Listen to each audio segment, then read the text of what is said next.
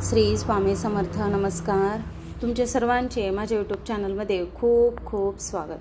तुमच्या सर्वांच्या इच्छा मनोकामना पूर्ण होत हीच स्वामी महाराजांच्या चरणी प्रार्थना करते आणि आजच्या आपल्या एका नवीन व्हिडिओला सुरुवात करते. आजच्या व्हिडिओमध्ये आपण पाहणार आहोत तर ते म्हणजे बघा, मुलांचा हट्टीपणा असेल, चिडचिडपणा असेल, अभ्यास न करण्याची सवय असेल, मुलांनी आईचं ऐकावं यासाठी आपल्याला गणपती बाप्पांचे काही प्रभावशाली उपाय करायचे आहे. मग त्याचबद्दल आपण जाणून घेणार आहोत. तर तुम्ही माझा हा व्हिडिओ शेवटपर्यंत नक्कीच पहा. व्हिडिओला नवीन असताल लाईक करा, शेअर करा आणि असेच नवनवीन अध्यात्माचे व्हिडिओ पाहण्यासाठी चॅनलला सबस्क्राईब अवश्य करा आणि कमेंटमध्ये श्री स्वामी समर्थ लिहायला विसरू नका. बघा, प्रत्येक सकाळी गणपतीला मुलांचं समजा नाव घेऊन 5 दुर्वा आपण अर्पण करायच्या. अगदी बघा, प्रत्येक सकाळी आपण आपल्या मुलांचं नाव घ्यायचं आणि गणपती बाप्पाला ज्या आहेत ना त्या दुर्वा आपण अर्पण करायच्या आहेत. यानं काय होतं बघा, मुलांचा जो काही समजा हट्टीपणा आहे, चिडचिडपणा आहे, तो जरा आटोक्यात येईल. यामुळे आपल्याला हा जो उपाय आहे तर तो करायचा आहे.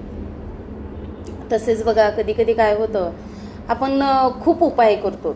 मग आपण काय म्हणतो की समजा मी तर हा उपाय केला पण ह्याचा पाहिजे तसा समजा काही मला काही फरक दिसायला नाही, समजा कितीही उपाय केले तरी समजा मुलं काही ऐकत नाही. पण असं नाही. उपाय करत असताना बघा, कोणताही उपाय करत असताना तितकं श्रद्धेनं आणि विश्वासाने करा. तुम्हाला त्याचा नक्कीच अनुभव आणि प्रचिती येईल.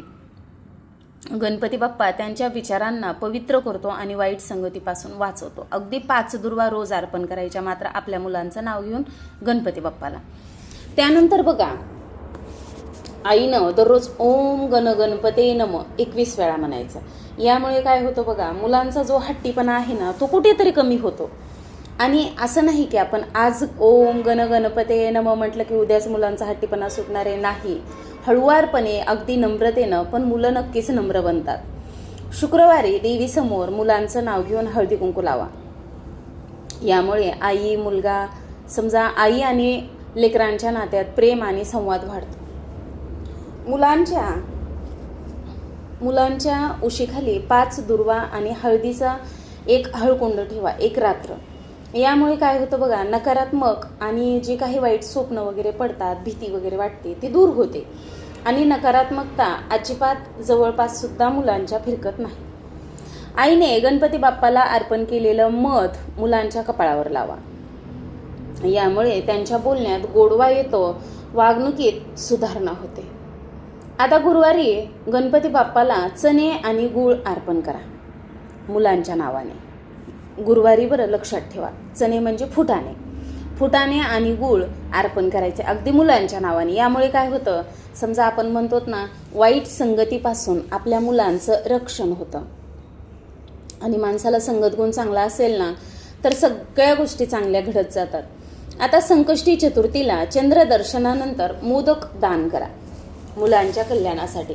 याचा फायदा, मुलांची बुद्धी प्रखर होते आणि योग्य मार्गाकडे मुलं झुकतात. योग्य रस्ता, योग्य त्यांना मार्ग पटायला लागतात, योग्य मार्गावर चालतात आपले मुलं.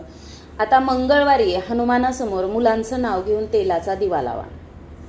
मंगळवारी लावायचा. बाहेरील जी काही समजा वाईट शक्ती असेल, जो काही वाईट प्रभाव असेल, मग नजरबाधा असू द्या किंवा नजर दोष असू द्या, तसेच वाईट संगतीपासून सुद्धा मुलांचं रक्षण होतं. तुळशीसमोर समजा तुळशीला पाणी घालताना मनातल्या मनात म्हणायचं, माझ्या लेकराला चांगलं मार्ग दाखव तुलसी माते. यामुळे काय होतं, मुलांच्या मनात विचारशुद्धी निर्माण होते. त्यानंतर दर रविवारी बघा, प्रत्येक रविवारी देवासमोर मुलांच्या कपड्याचा छोटासा तुकडा जो आहे ना तो आपण ठेवायचा व प्रार्थना करायची.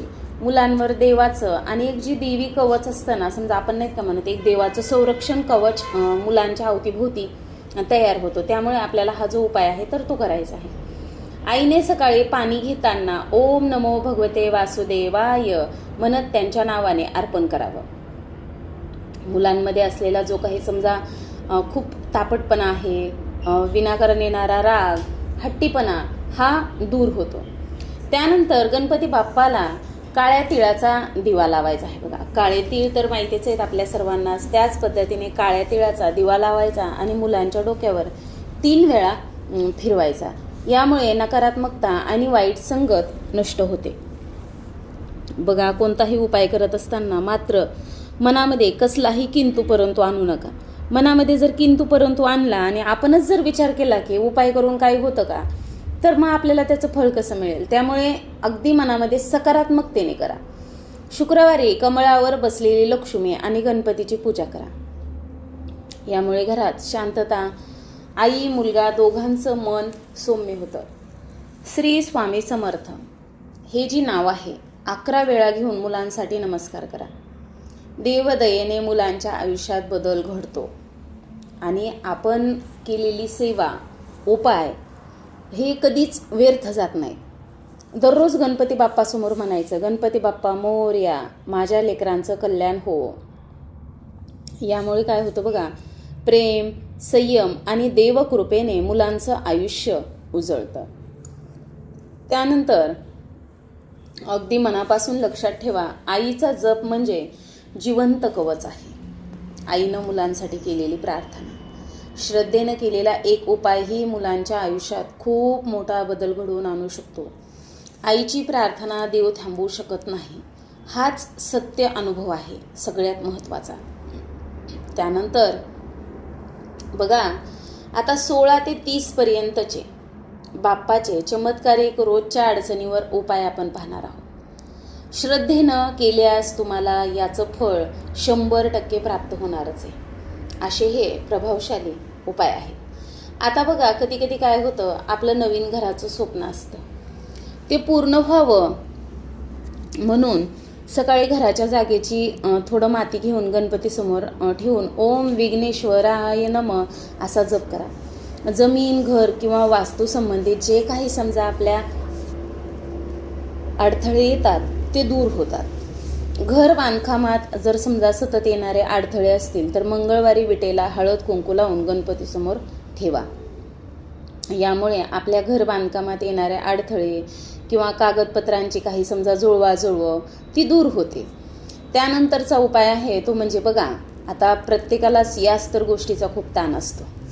आता कर्ज फेडण्यासाठी, या कर्ज फेडण्यासाठी आपल्याला एक उपाय करायचा आहे बघा. दर बुधवारी बाप्पाला तांदूळावर बसवून पूजा करायची आणि गूळ आणि दुर्वा अर्पण करायच्या. यानं काय होतं, पैशाचा प्रवाह जो आहे तर तो सुरू होतो आणि कर्जातून सुटका होण्यासाठी सुद्धा आपल्याला चांगले मार्ग दिसतात आणि आपल्या डोक्यावरती जो काही कर्जाचा डोंगर आहे तो नक्कीच कमी होतो. आता कर्ज सतत जर वाढत असेल तर घरात बाप्पाच्या मूर्तीसमोर 5 नाणी ठेवा आणि ओम गणगणपते ऋणमुक्ताय नमः 11 वेळा म्हणा. यामुळे कर्ज कमी होऊन आर्थिक आपल्याला नक्कीच सुटकारा मिळतो. त्यामुळे आपण हा जो उपाय आहे तर तो आपल्याला करायचा आहे. त्यानंतर बघा, लग्न जमत नसेल तर संकष्टी चतुर्थीला बाप्पाला लाल फूल आणि गोड पदार्थ अर्पण करा. स्वतःचं नाव आणि इच्छा उच्चारा. यामुळे योग्य जुळणी लवकर होते बघा. मनासारखा जोडीदार मिळावा म्हणून शुक्रवारी गणपतीसमोर गुलाबी फुलांचा हार अर्पण करा आणि ओम गणेशाय वरप्रदाय नमः म्हणा. प्रेमसंबंध आणि वैवाहिक योग यामुळे अगदी व्यवस्थित आणि सुधारतात.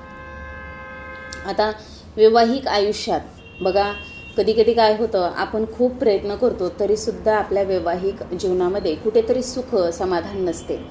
म्हणूनच वैवाहिक आयुष्यात आपल्या सुख समाधान गोडवा यावा म्हणून बाप्पाला मधाचा नैवेद्य अर्पण करायचा आणि दोघांनी मिळून पूजा करायची.